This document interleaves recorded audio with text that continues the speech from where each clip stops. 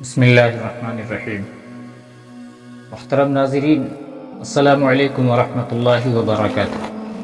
اب ہم آپ کی خدمت میں کہانی کی قسط نمبر 21 لے کر حاضر ہو رہے ہیں، جس میں آپ کو صحابی رسول حضرت معاذ بن جبل کی وہ بے باک گفتگو سننے کو ملے گی جو رومی جرنیل کے روبرو آنکھ سے آنکھ ملا کر کی۔ تو آئیے سماعت فرمائیں قسط نمبر 21۔ ہرقل کا قافلہ کوئی چند ایک افراد کا قافلہ نہیں تھا جو قسطنطنیہ جا رہا تھا۔ مصر اور شام کی بے انداز حسین ترین لڑکیوں کا حرم بھی ساتھ تھا، محافظ دستہ بھی تھا، اور روحا میں جو تھوڑی سی فوج موجود تھی وہ بھی ساتھ جا رہی تھی۔ یہ قافلہ پہاڑیوں کے اندر عام راستے سے ہٹ کر جا رہا تھا۔ یہ ایک احتیاط تھی جو اس لیے کی گئی تھی کہ راستے میں مسلمانوں کا کوئی دستہ دیکھ نہ سکے۔ ہرقل لڑائی سے کترا رہا تھا۔ اس نے ایک حفاظتی تدبیر اور بھی اختیار کی تھی، وہ یہ کہ عام قسم کے مسافروں اور غریب سے لوگوں کے بھیس میں چند آدمی بہت آگے بھیج دیے تھے۔ ان کے ذمہ کام یہ تھا کہ جہاں کہیں دور یا قریب مسلمانوں کا کوئی دستہ نظر آئے تو فوراً پیچھے آ کر اطلاع دے تاکہ راستہ بدل لیا جائے۔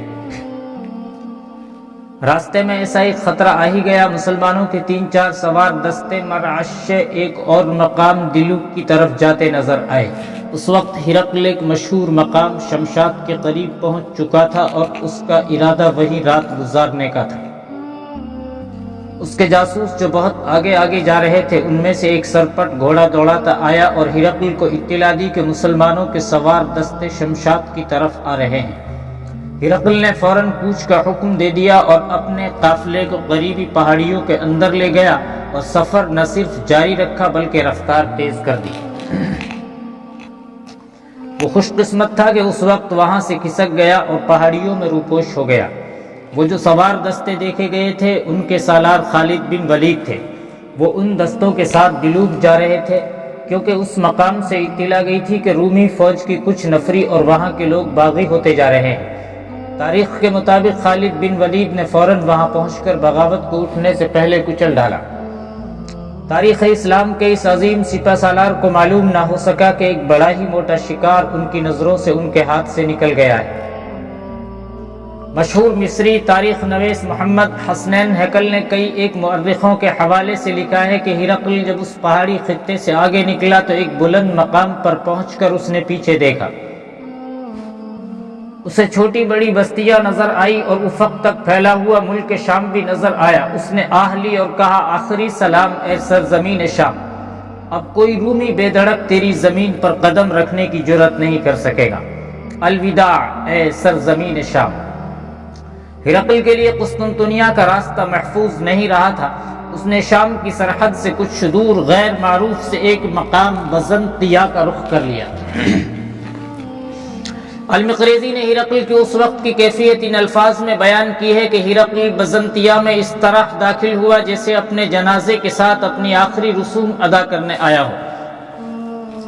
شمع بجھنے کو آتی ہے تو کچھ دیر ٹمٹماتی ہے اور پھر آخری بار اس کی لو بھڑکتی اور بجھ جاتی ہے۔ ہرقل کی شمع ٹمٹما رہی تھی اور کوئی دم کو بجھنے کو تھی۔ اس شمع میں اس کا خون جل رہا تھا، اس کی رعونت جل رہی تھی، اس کا وہ غرور اور تکبر جل رہا تھا جو اسے اپنی جنگی اور ذاتی طاقت پر ہوا کرتا تھا۔ ملک شام اس کی شہنشاہیت سے نکل گیا تھا، لیکن کچھ سرحدی علاقوں پر ابھی مسلمانوں کا قبضہ نہیں ہوا تھا۔ ہرقل کی امیدیں دم توڑ رہی تھیں۔ کیا ہرقل نے عبرت حاصل کی تھی؟ تاریخ میں اس سوال کا جواب نہیں ملتا۔ انسان کی فطرت کا خاصہ ہے کہ ایک بار طاقت کا زعم، رعونت، غرور اور تکبر دماغ پر قبضہ کر لے تو پھر انسان ذرا مشکل سے ہی عبرت حاصل کرتا ہے۔ تاریخ ہمیں وہ وقت یاد دلاتی ہے جب مسلمانوں نے ابو عبیدہ خالد بن ولید اور شرجیل بن حسنہ اور عمرو بن عاص رضی اللہ عنہ کی قیادت میں ملک شام پر لشکر کشی کی تھی۔ مجاہدین اسلام نے دمشق فتح کر لیا تھا۔ ہرقل اس وقت انطاکیہ میں تھا۔ یہ پہلے بیان ہو چکا ہے کہ اس نے اور اس کے جرنیلوں وغیرہ نے مسلمانوں کو عرب کے بدو اور صحرائی قزاق کہا تھا۔ ہرقل نے دمشق کو مسلمانوں سے بچانے کے لیے فوج بھیج دی تھی، لیکن اس فوجی مدد کے پہنچنے سے پہلے ہی مسلمانوں نے دمشق فتح کر لیا تھا۔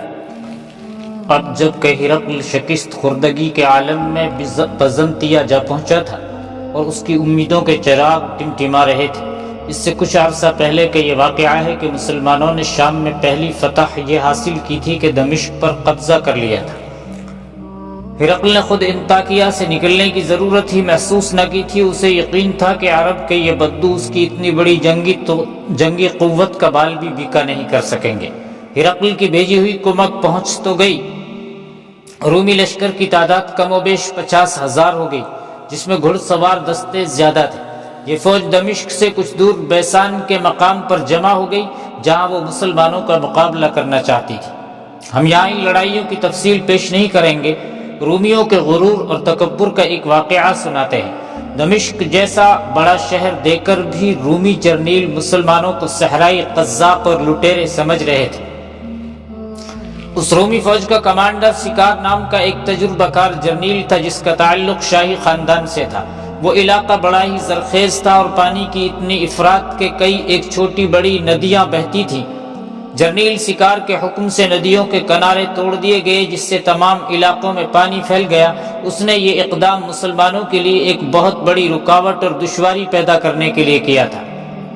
مجاہدین اسلام نے ہر طرف پھیلتا ہوا پانی دیکھا تو انہوں نے بڑی بلند آواز سے قہقہے لگائے اور رومیوں پر کچھ طنزیہ کلمات بھی کہے۔ مجاہدین نے ذرا سی بھی گھبراہٹ یا پریشانی کا اظہار نہ کیا اور لڑائی کی تیاریاں کرتے رہے۔ مسلمانوں کے حوصلے اور عزم کی یہ پختگی اور مضبوطی اور ان کی یہ بے نیازی دیکھ کر رومی فوج متاثر بھی ہوئی اور مرعوب بھی۔ رومی جرنیل سکار نے اس کے باوجود مسلمانوں کو کمزور اور کمتر سمجھا اور ایک ایلچی بھیجا کہ وہ اپنا ایک کوئی نمائندہ بھیجے جس کے ذریعے صلح اور امن کی بات کی جا سکے۔ سپہ سالار ابو عبیدہ رضی اللہ عنہ نے معاذ بن جبل رضی اللہ عنہ کو اپنا ایلچی بنا کر رومیوں کے پاس بھیجا۔ علامہ شبلی نعمانی طبری اور بلازری کے حوالے سے لکھتے ہیں کہ معاذ بن جبل گھوڑے پر سوار ہو کر رومیوں کے کیمپ میں گئے تو انہیں سکار کے خیمے تک لے جایا گیا۔ وہ گھوڑے سے اترے اور سکار کے ایک محافظ نے ان کا گھوڑا پکڑ لیا اور کہا کہ آپ اندر چلے جائیں۔ تاریخ میں لکھا ہے کہ معاذ بن جبل رضی اللہ عنہ بزرگ صحابی تھے، ان کی عمر اور رتبے کو دیکھتے ہوئے رومی عیسائی ان کا احترام کر رہے تھے۔ معاذ رضی اللہ عنہ خیمے میں داخل ہونے لگے تو وہیں رک گئے۔ یہ تھا وہ خیمہ، لیکن یہ تھا تو خیمہ لیکن اندر سے یوں لگتا تھا جیسے کسی بادشاہ کا خاص کمرہ ہو۔ ایسی قیمتی سجاوٹ کہ یہ میدان جنگ کا خیمہ لگتا ہی نہیں تھا۔ جس چیز نے معاذ کو حیران اور پریشان کیا وہ خیمے کے اندر بچھا ہوا قالین تھا، اس قدر قیمتی اور ایسا عمدہ اور نفیس کہ معاذ اس پر پاؤں رکھنے سے گریز کر رہے تھے۔ رومی جرنیل سکار نے انہیں آگے آ کر بیٹھنے کو کہا۔ وہاں سبھی لوگ اور سکار بھی فرش پر بچھے ہوئے قالین پر بیٹھے تھے۔ معاذ رضی اللہ عنہ نے اس قالین پر بیٹھنے سے انکار کر دیا۔ ان کے درمیان جو باتیں ہو رہی تھی وہ ایک ترجمان کے ذریعے ہو رہی تھی۔ سکار چونکہ رومی تھا اس لیے وہ اس خطے کی زبان نہیں جانتا تھا اور نہ سمجھتا تھا۔ آپ اس قالین پر بیٹھ سکتے ہیں، سکار نے کہا، اس پر صرف غلاموں کو پاؤں رکھنے کی اجازت نہیں۔ میں مسلمان ہو کر اس قالین پر نہیں بیٹھوں گا۔ معاذ نے کہا، اس قالین سے مجھے غریب رعایا کے خون کی بو آ رہی ہے۔ یہ قالین غریب مزدوروں اور کسانوں کا حق چھین کر تیار کیا گیا ہے۔ قالین خیمے جتنا لمبا چوڑا نہیں تھا، زمین ننگی بھی تھی۔ معاذ زمین پر یعنی خیمے کے فرش پر بیٹھ گئے۔ ہم آپ کی عزت کرنا چاہتے تھے، سکار نے کہا۔ اگر آپ کو اپنی عزت کا خود ہی خیال نہیں تو یہ ایک مجبوری ہے۔ علامہ شبلی نعمانی مؤرخوں کے حوالے سے لکھتے ہیں کہ معاذ رضی اللہ عنہ کو غصہ آ گیا اور وہ گھٹنوں کے بل کھڑے ہو گئے، یعنی پوری طرح نہ اٹھے، اور فرمایا، اپنے اس جرنیل کے دماغ میں میری یہ بات ڈال دو۔ معاذ نے ترجمان سے کہا، اسے کہو کہ تم قالین پر بیٹھنے کو عزت سمجھتے ہو تو مجھے اس کی پرواہ نہیں۔ ہمارے ہاں عزت کا تصور کچھ اور ہے۔ اگر زمین پر بیٹھنا غلاموں کا شیوا ہے تو میں ہوں ہی غلام، لیکن اپنے اللہ کا۔ معاذ رضی اللہ عنہ پھر بیٹھ گئے، لیکن رومی جرنیل اور اس کے ان افسروں کو جو وہاں موجود تھے حیرت زدہ کر دیا۔ آپ کے اس لشکر میں آپ سے بڑھ کر بھی کوئی ہے؟ جرنیل سکار نے پوچھا۔ معاذ اللہ کی پناہ، یہی کافی ہے کہ میں کسی سے بدتر نہیں ہوں۔ سب حاضرین مجلس خاموش ہو گئے اور ایک دوسرے کے منہ کی طرف دیکھنے لگے۔ معاذ نے یہ بات ایسے دانش مندانہ اور پر اعتماد انداز سے کہی تھی کہ سب متاثر ہوئے۔ لیکن وہ ظاہر نہیں کرنا چاہتے تھے کہ انہوں نے کوئی اثر قبول کیا ہے۔ معاذ کی نگاہیں ان سب پر گھوم گئی اور کسی نے کوئی اور بات نہ کی۔ ان سے کہو کوئی بات کریں۔ معاذ نے ترجمان سے کہا اگر انہیں کچھ نہیں کہنا تو میں واپس چلا جاتا ہوں۔ ترجمان نے جب رومی زبان میں اپنے جرنیل کو بتایا کہ انہوں نے کیا کہا ہے تو وہ بولا ہم آپ سے صرف ایک بات پوچھنا چاہتے ہیں۔ جرنیل سکار نے کہا ملک حبشہ آپ کے قریب ہے، دوسرے ملک بھی ہیں، پھر آپ نے ادھر کا رخ کیوں کیا ہے؟ کیا آپ کو معلوم نہیں کہ ہمارا بادشاہ سب سے بڑا بادشاہ ہے؟ ہماری فوج کی تعداد آسمان کے ستاروں اور زمین کے ذروں کے برابر ہے۔ کیا یہ آپ سوچ کر ادھر آئے ہیں؟ کیا آپ یہ سوچ کر ادھر آئے ہیں کہ ہمیں شکست دے سکیں گے؟ ناممکن۔ ہم یہ درخواست لے کر آئے ہیں جو دراصل اللہ کا پیغام ہے۔ معاذ بن جبل رضی اللہ عنہ نے کہا اسلام قبول کر لیں، ہمارے قبلے کی طرف منہ کر کے ہم جیسی عبادت کریں، شراب اور خنزیر کا گوشت چھوڑ دیں کہ یہ دونوں چیزیں حرام ہیں، اور ہر طرح کی حرام کاری اور شاہانہ عیش و عشرت چھوڑ دیں۔ اگر ہم آپ کی یہ درخواست قبول نہ کریں تو سکار نے رعونت بھرے لہجے میں پوچھا تو پھر جزیہ دیں۔ معاذ نے جواب دیا اگر یہ بھی منظور نہیں تو پھر فیصلہ تلوار کرے گی۔ اگر آپ کی تعداد ستاروں کے برابر ہے تو ہمیں اللہ کے اس فرمان پر بھروسہ ہے کہ ایسا اکثر ہوا ہے کہ ایک چھوٹی جماعت اللہ کے حکم سے ایک بڑی اور طاقتور جماعت پر فتح یاب ہوئی ہے۔